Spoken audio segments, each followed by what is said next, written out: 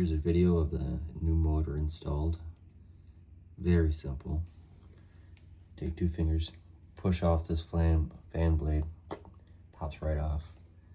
And then it's 2 8mm bolts, one right there, one right on the other side. Use a ratcheting wrench. Take them off, pull the motor out, motor in, bolts, fan back on, plug it back in. Simple plug, you just push, pull. Very, very simple.